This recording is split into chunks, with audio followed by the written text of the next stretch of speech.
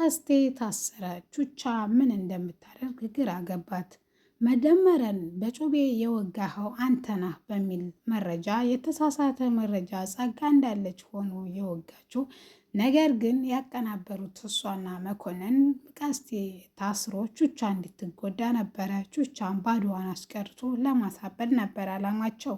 አሰላሙ አለይኩም ወረህመቱላሂ ወበረካቱ። ውድና የተከበራችሁ የፍቅር ጎጆ ቤተሰቦች እንዴት ዋላችሁ? እንዴት ሳደራችሁ? ሁላችሁንም እንደ ሰዓት አቆጣጠራችሁ ሰላም ሰላም ብያለሁ። እንዲሁም ክርስቲያን ወገኖቼ ሰላማችሁ ይብዛልኝ። ዛሬ ይዤላችሁ የመጣሁት ክፍል 10ን አፍላ ፍቅርን ነው ማለት ነው። ክፍል 210ን አፍላ ፍቅርን ነው ማለት ነው። እንድትከታተሉ በአክብሮት ጋብዛለሁ። ያሬድና ጸጋ እንግዲህ እንዴት ተኮራረፉ ወይም እሱ አሳብቃ የት እንዳለ እንዴት ተናገረች እና እንዴት ተመለሰ ወደ ቤት ሁላችንም የምናውቀው ነው። ጸጋ በመንሿከክና በማቃጠርና በክፋት የታወቀችና የታነጸች ልጅ ናት። እንደ እድሜዋ ሳይሆን ከእድሜዋ በላይ የምታስብ ናት። መልካም ነገር በታሰብበት የት በደረሰች የምታስብልም ልጅ ናት። ዛሬ እንግዲህ ሄዳ ወደ ያሬድ ሄዳ ፍቅረኛ ምን እያደረገች እንደሆነ ታውቃለህ ስትለው እሱም ማናገር አንቺን አልፈልግም፣ አይንሽንም ማየት አልፈልግም፣ ደብረሽኛል፣ በጣም ሂጂልኝ ከዚህ ሲለ ፍቅረኛ ከዳኒ ጋር በተደጋጋሚ እየተገናኘች ነው። ስለዚህ ዳኒ ደግሞ ምን እንደሚሰራ ግልጽ ነው ስትል ዞር ብሎም የምርሽን ነው ሲላት አዎ የምሬ ነው ካላመንከኝ ሄደህ ጠይቃ ስትለውም እሺ ብሎ እሱም እንደተላከው ቤዚቲን እንዲያገኛት ቴክስት ካደረገላት በኋላ ከትምህርት ቤት ጀርባ ላይ እንዲገናኙ ትምህርት ቤት ውስጥ ከጀርባ እንደሚገናኙ ቴክስት ታደርግለታለች። በሰዓታቸውም እዛ ቦታ ሄዳ ነበረ። እሷም እየተከታተለቻቸው ነበረ። ቪዲዮም ቀርጻቸዋለች። እሱ ግን ለምንድን ነው ይሄን እያደረግሽ ያለሽው ሲላትም እኔ ምንም የማደርገው አንተን አለማጣት ነው። ያሬድ መኮንንና ጸጋ በተደጋጋሚ ይገናኛሉ። አንተንም ወደ ቤት እንድትመለስ ለአቶ ተሰማ ተናግራ ያደረገችው እሷ ናት። ስለዚህ ይሄ ነገር እንዳይፈጠር ብዬ ነው ይህን እያደረግኩ ያለሁት። እባክህ እኔ ይህን የደበኩ አንተ ችኩልና ቶሎ ለነገሮች በስሜት ስለምትመራ ነው። ስለዚህ ለዛሬ ይሄን ካሳወቅኩ ይበቃም በማለት እሱም ምንጊዜም ከጎንሽ ነኝ፣ የሚፈጠረውን ሁሉ እንድደብቅኝ አልፈልግም ቤዚቲ ብሏትም ምንም ነገር ደግሞ አይፈጠርም ብለው ካጠገቡ ትሄዳለች። እሷም የመታ ለጓደኛዋ ለቹቻ ሁሉንም ነገር ትነግራታለች።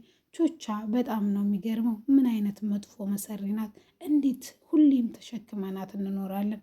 በምን አይነት መንገድ ግን ነው ይች ልጅ የምንገናኛ ስትላትም አይ ጸጋ ተንግዲህ ወዲያ ከህይወታችን ልትወጣ አትችልም፣ ባለችበት አሁን ደግሞ ታይም ላይ ከባድ ነው በማለት ተመልስላታለች። እሷም የፈለገችውን ታምጣ እንጂ የሆነ ነገር ግን እንደሚደርስብን እርግጠኛ ነን። ነገር ግን 12ኛ ክፍል ስለሆን ቀጣይ ዓመት ሁላችንም በየፊናችን ዩኒቨርሲቲ ስለምንገባ ልናገኛት አንችልም በማለት ትነግራታለች።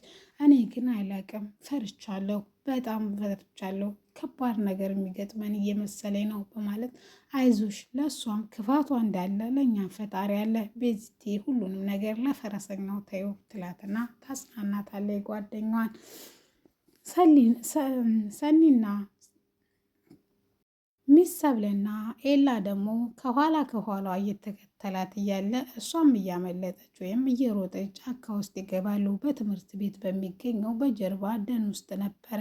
እሷም ሲጮህ ምንድን ነው የምትከታተኝ? እሱ እየተከታተላን ነገሮቹን ገልብጦ አንቺ እየተከታተልች ነበር ሲላትም አፉን ታፈነና ለምንድን ነው የምጮሁ? የሆነ ሰውስ ቢሰማ ሀስል አይ ኦክስጅን አጣኝ ብሎ አውቆ ወይም ለማስመሰልና እሷን ለማስደንገጥ አሞኛ ደክሞኛ ብሎ ይወርቅባታል። ወይም አምቡላንስ ጥሪ ወይም ኦክስጅን በአፍሽ እንድትሰጪኝ በትንፋሽሽ እፈልጋለሁ፣ የተመታ ድብን በል መቼም አላደርገውም በማለት ሰኒም እንግዲህ የሚሰብለም ተዛ ትሄዳለች። ኤላን እየደበደበ ያለው ኤላ ነው እየደበደበ ያለው ናታን በሚል ሰኒን ይነግሯታል። ማን የነገራት? ዳኒ ወይም ጆ ፍቅረኛዬን የመታትን ወይም የደበደባትን ሰው ከነገርሽኝ ናታንን እያጠቃው ያለውን ሰው ልነግርሽ ፈቃደኛ ነኝ። እሷም እሺ ለናታን ስል ምንም አደርጋለሁ። ቃጭል እንደሆነችና የጨርቁስ ልጅ እንደደበደበችው ግልጽ አድርጋ ትነግረዋለች። እሱም ኤላ ከዛ በፊት የላካቸውን ልጆች እንዴት ደብድቧቸውና የሰለጠነ ልጅ እንደሆነ የሚያሳይ ቪዲዮ ያሳያታል። ናታንን የሚደበድበው ልጅ የሰለጠነ ነው። ኤላን እንደምታየውም የሰለጠነ ነው። አየሽ፣ ስለዚህ የደበደበው ኤላ ነው በማለት ይነግራታል። እሷን በንዴትና በስሜት ተቻኩላ ሄዳ ኤላን በጥፊ ትለዋለች። ምን አድርጎህ ነው የደበደብከው? እኔ ተደጋጋሚ እኮ ነገ ጠይቄህ ነበረ፣ አንተ ነህ ወይ ብዬህ ነበር፣ አንተ ግን ዋሻዬ ስትለው እሱም በፍጹም ይሄን አላደረግኩም ሰኒ፣ እኔ በፈለግሽው ነገር ልምልልሽ እችላለሁ፣ እባክሽ ይሄን አላደረግኩም ስላትም እሷን በንዴት ድጋሚ የሆነ ተልኮ እንዳለ ድሮም እጠረጥር ነበር፣ አሁን ግን እርግጠኛ ሆንኩ፣ እባክህ ሂድልኝ በማለት ካጠገቧ ዞር ትላለች። ተንግዶ ወዲያ ግን ናታን አጠገብ ደርስ እንደምትገለውም ታስፈራረውና ትሄዳለች። ናታን ከጀርባው ሆኖ ማን እንደሆነ አላውቅም፣ ግን ማክስ እየለበሰ ነው የሚያጠቃኝ። ለማንኛውም አንተ አሁን ለሰኒ ታስፈልጋታለህ፣ ሂድላት ብሎት እሱም ተስማምቶ ይሄዳል። ጄሪና ሄቨን ደግሞ ቁጭ ብለው እያወሩ እያለ ዳኒ ይመጣና እኔ እኮ ተሰቃየው፣ እንዴት አንቺ እያለሽ እኔ መሰቃየት አለብኝ ሲላትም ምን ላድርግ ስትለውም ፍቅረኛዬን እኮ ቀማኝ፣ ስለዚህ እባክሽ ፍቅረኛዬን አስመልሽልኝ ሲላት እኔ አፍቅሩ ያልኩኝ መሰል እኔ ጋር መጣችሁ የምጮሁበትን መሰረት ብላ ሄዳ ጄሪም እንግዲህ ታናግራትና ከኋላ መነጽሩን አውልቅ ብዬው አይኑን ጨፍነሽው ጎጆ ስመሽ ሰፕራይዝ ታደርገዋለች። ስለዚህ በዛ አማካኝነት ምናልባት ሊታረቅሽ ይችላል ወይም ወደ እሱ መቅረብ ትች ይሆናል ብላ ሜላት እሷ እየገፋችው ስለሆነ አንቺ ደግሞ ረዱ ወደ እሱ መቅረብ አለብሽ ባለቻት መሰረት እሷም ያደረገችው ያለችውን ነበር። ነገር ግን አልተሳካም። ጭራሽ ጮሆባትና ድንግል እንደሆነ ነግሯት ሄደ። እሷን በድንጋጤ ክውርር ብላ ለማንኛውም አጽናንተዋት ዞር እንድትል ራሷ እንድታረጋጋ ይነግሯታል። እሺ ብላ ትሄዳለች። አቡሽና ሚኪ ያሬድን አንተ እኮ ወደ ቤት ከተመለስክ በኋላ በፍጹም ረስተህናን፣ ስለዚህ ያቅጭ የሚሆን 1000 ልትቀጣ አይገባን ሲሉትም 1000 እንኳ አልቀጣም፣ ስለዚህ 500 መቀጣት በቂ ነው ብሎ 500 የቅልጥምና የሻይ ከተጋበዛቸው በኋላ ካጠገቡ ዞር ይላቸዋል።